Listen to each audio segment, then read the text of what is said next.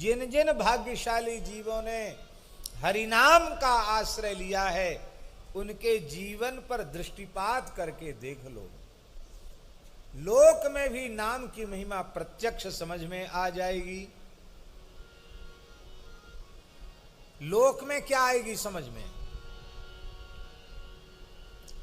बोले इस लोक में जिस जिसने राम नाम से, भगवान नाम से, हरि नाम से प्रेम किया उसी की भलाई हुई, उसी का भला हुआ। सब कुछ किया और हरिनाम से प्रेम नहीं किया तो उसके अच्छे होने में, उसका भला होने में संदेह ही रहा आया। और जिसने कुछ नहीं किया, केवल और केवल नाम का आश्रय लिया, उसकी भलाई में कहीं कोई संदेह नहीं रहा।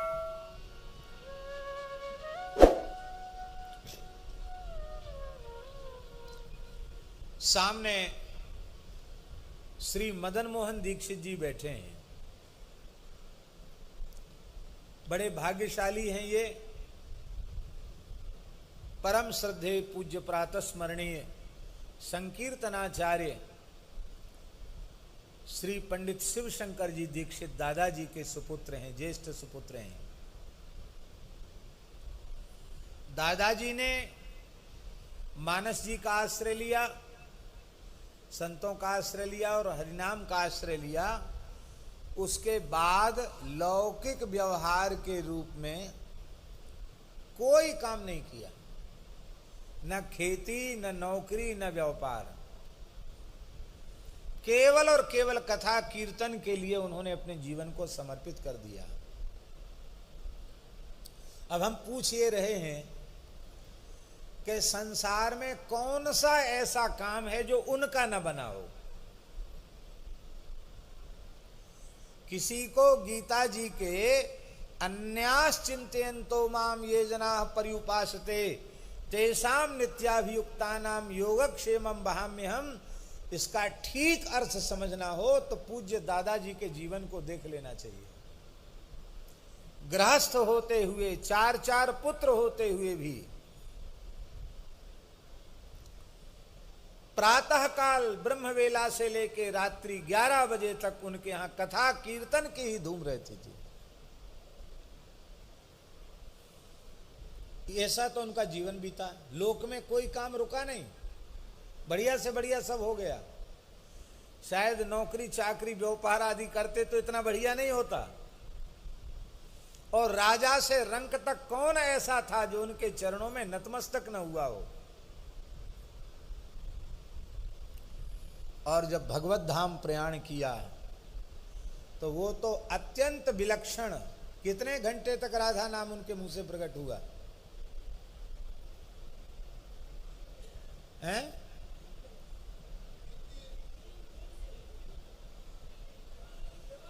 हाँ, तीनों दिन तक 24 घंटे राधा राधा राधा नाम का कीर्तन, जीवन भर महामंत्र का कीर्तन किया। और अंतिम में 3 दिन तक भाव समाधि की अवस्था में उनकी जिह्वा से निरंतर राधा नाम उच्चारण करते हुए उन्होंने श्री किशोरी जी के कुंज में प्रयाण किया। लोक भी बन गया, परलोक भी बन गया, क्या बाकी रह गया? गोस्वामी जी कह रहे हैं और प्रत्यक्ष देख लो, काश्याम मरणान मुक्ति ही, काशी में मरने से मुक्ति होती है। पर भैया काशी में मरने से नहीं, काशी में शिव जी राम नाम का उपदेश कर देते हैं इसलिए मुक्ति होती है। इसका मतलब है मुक्ति तो हरिनाम से होती है। काशी हूं मरत उपदेशत महेश सोई, काशी में मरने वालों के कान में भी श्री राम तारक का ही उपदेश शंकर जी करते हैं। साधना अनेक चितई न चितलाई है। इसलिए हमारी समझ में तो ये आया है कि अनेक साधनों की ओर दृष्टि ही नहीं डालनी चाहिए। ये कर लेते तो बहुत अच्छा हो जाता, ये कर लेते तो बहुत अच्छा हो जाता, ये कर लेते तो बहुत अच्छा हो जाता। अरे सब छोड़ के नाम जप में क्यों नहीं लगते हो? एक ही साधे सब सधे, सब साधे सब जाए। केवल और केवल नाम का आश्रय क्यों नहीं लेते? तुलसीदास जी कह रहे हैं नाम का आश्रय ले लो। ज्यादा इधर उधर भटको मत।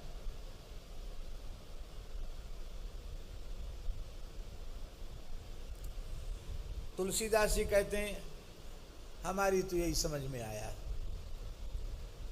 काशी में पढ़े लिखे और हम वैसे तो अवतार हैं महर्षि वाल्मीकि के, तो कहना ही क्या, लेकिन हम अपनी बात कह रहे हैं। गोस्वामी जी के साहित्य को देखकर लगता है कि षडंग वेद का संपूर्ण इतिहास, धर्मशास्त्रों का, पुराणों का, स्मृतियों का इतना बड़ा ज्ञाता विज्ञ पंडित न भूतो न भविष्यति, ऐसा अगाध वैदुष्य, अगाध पांडित्य है। अद्भुत है गोस्वामी जी का। हम आपको क्या बताएं, हम अपनी अनुभूति आपको बता रहे हैं। क्या करें, हमारे पे समय नहीं रहता है, समय नहीं रहता या हमारा प्रमाद समझ लीजिए। भगवत कृपा से, गुरुजनों की प्रेरणा से अनेक पुराणों का हमने मूल पारायण किया। लगभग प्रायः सभी पुराणों के मूल पारायण हो चुके हैं। अब तक के मूल पारायण में कोई ऐसा पुराण नहीं मिला जिसमें तुलसीदास जी ने अमुक पुराण से अमुक भाव न दिया हो। कई जगह तो पाठ करते करते हमने चिन्ह लगाया है, क्योंकि तुरंत स्मृति में आ जाता कि अमुक चौपाई अमुक जगह का। देवी भागवत, उसमें से भी कई भाव रामचरितमानस में है। या तो अपने आप सब आ गए उसमें, या उनका अगाध पांडित्य ऐसा है कि उन्होंने संपूर्ण शास्त्रों का सार भाषा ग्रंथ के रूप में प्रस्तुत कर दिया। ये उनकी अपरिमित सामर्थ्य है। गोस्वामी जी कहते हैं काशी में पढ़ने के कारण, शास्त्रों को पढ़ने पढ़ाने सुनने सुनाने के कारण अनेकों साधन हमारी दृष्टि में आए, लेकिन हमने तो अच्छी प्रकार से समझकर यह निर्णय ले लिया है कि साधक का कल्याण इसी में है। उसे किसी साधन की ओर नजर भी नहीं उठानी चाहिए। उसे एकमात्र श्री हरिनाम के लिए अपने जीवन का समर्पण कर देना चाहिए।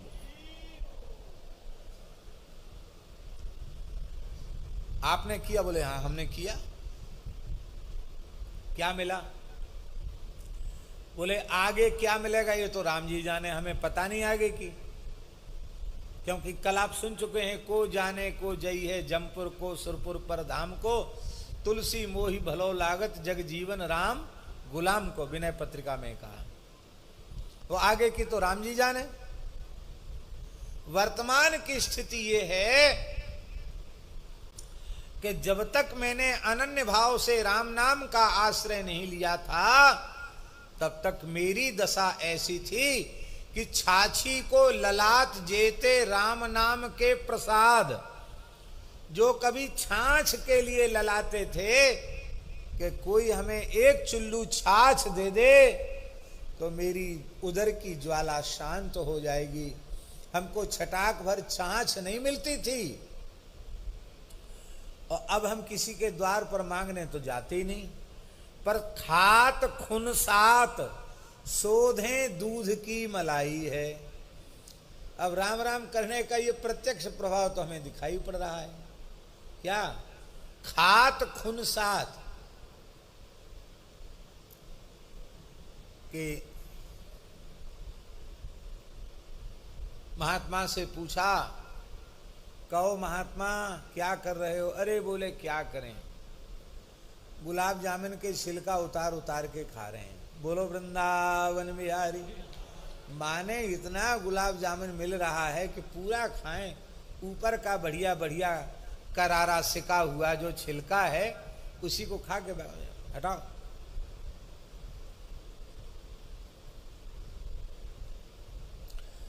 एक महात्मा थे गौड़ी परंपरा के, बड़े विनोदी थे, पूज्य श्री विपिन बिहारी दास जी महाराज। वो कहते थे कुछ नहीं, वही मखाने की थोड़ी सी खीर बना लिया, उसमें ज्यादा नहीं 100-200 ग्राम गाय का घी छोड़ दिया। और ऐसे वो बताते थे, हमें तो भूल गया, कि ऐसी मेवा की साग बना ली और काय के पाउडर का, काजू के पाउडर का हलवा बना ली, ऐसे कुछ बताते थे वो, और कुछ नहीं। और क्या बोले, आधा से रबड़ी भोग लगाई, पी गए। क्या है, गरीबी में गुजारा करना है।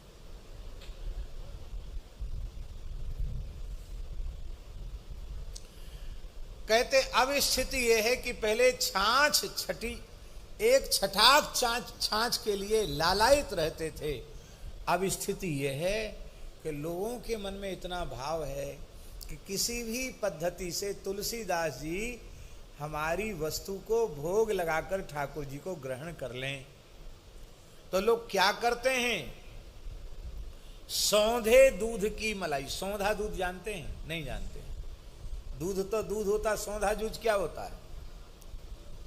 कोरे मटका में, कोरा मटका घड़ा, उस घड़े में बढ़िया ताजा छान करके दूध उसमें कंडा की आंच पर धीरे धीरे उबले, गरम हो, कितना 4, 6, 8 घंटे होता रहे धीरे धीरे मध्यम आंच में। आपने देखा होगा, अनुभव किया होगा, यदि भाग्य होगा आपका तो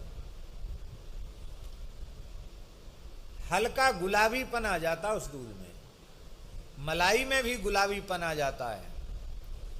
और ऐसी वैसी मलाई नहीं पड़ती, एक सूत मोटी मलाई पड़ जाती है।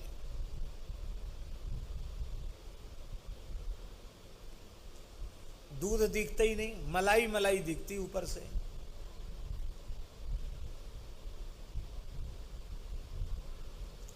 हमारे पूज्य गुरुदेव श्री खाकचौक वाले महाराज जी, श्री पहाड़ी बाबा महाराज, स्थान में गाय हमेशा रहती थी। क्यों? खुला स्थान था और गायों के बीच में ही महाराज जी को रहने का अभ्यास था। दूध कमी होता था क्योंकि छोटे बड़े मिला के 10-12 नग होते थे, तो 2-3 गैया दूध देने वाली, और उसी दूध में घी भी बना लेना है, उसी में छाछ भी, उसी में ठाकुर जी के लिए खोवा के पेड़े भी, और उसी दूध में शाम को सबको बांटना और स्वयं महाराज जी को लेना। दूध बचता नहीं था बिल्कुल भी, और सबको देते थे। स्थान में 20 मूर्ति है मान लो, तो 20 को भी मिलता था, चाहे भगत हो, गृहस्थी हो, चाहे साधु विद्यार्थी कोई हो, सबको मिलता था। पर मिलता कितना था? छोटी छोटी कटोरी लेके आओ, और चाहे तुम भगोना लेके आओ, मिलेगा उतना ही जितना उनको देना है।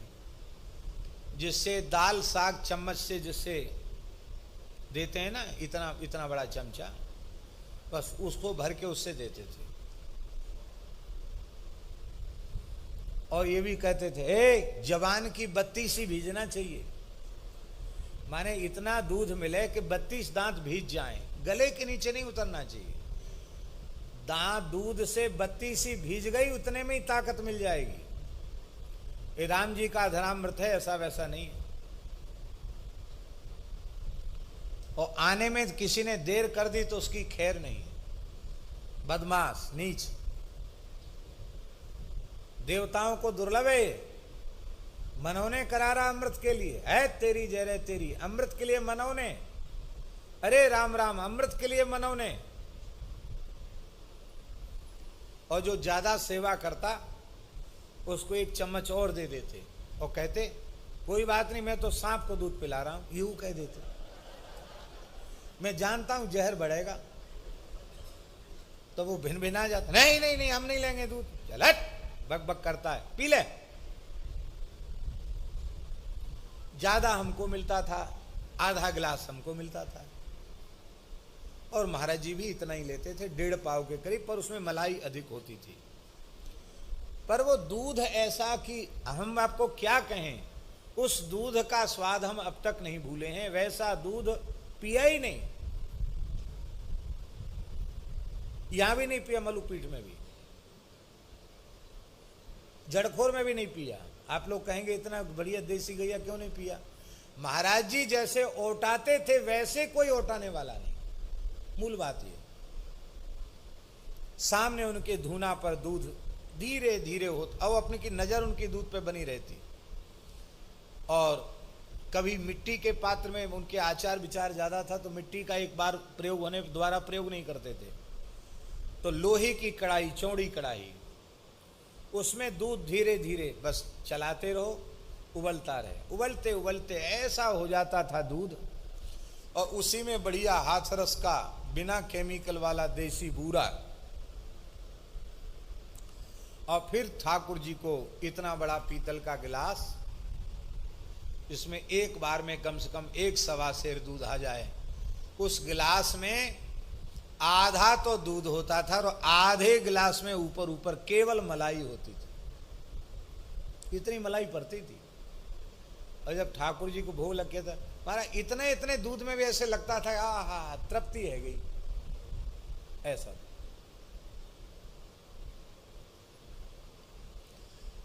आशय कहने का यह है कि इस पद्धति से दूध ओटाया जाए, उबाला जाए, भगवान को भोग लगाया जाए, तो क्या कहना, भाव की ही तो बात है। गोस्वामी जी करे ऐसे ही मिट्टी के माट मटकाओं में लोग बढ़िया भारतीय वेद लक्षणा गाय का दूध छान कर हमारे लिए उबालते हैं, अधोटा कर देते हैं, बढ़िया मिश्री केसर आदि मिलाते हैं, और इतनी मोटी मलाई पड़ जाती है। फिर हमारे सामने धर देते, महाराज अपने रघुनाथ जी को भोग लगा के पाइए। तो कहते खुनसाते हुए हम दूध, अरे क्या मन भर गया मलाई खाते खाते, ऐसे करके खुनसा करके दूध की मलाई खा रहे हैं। जिसको छाछ मिलना मुश्किल था एक समय में, आज केवल राम नाम के प्रभाव से खात खुनसात शोधें दूध की मलाई।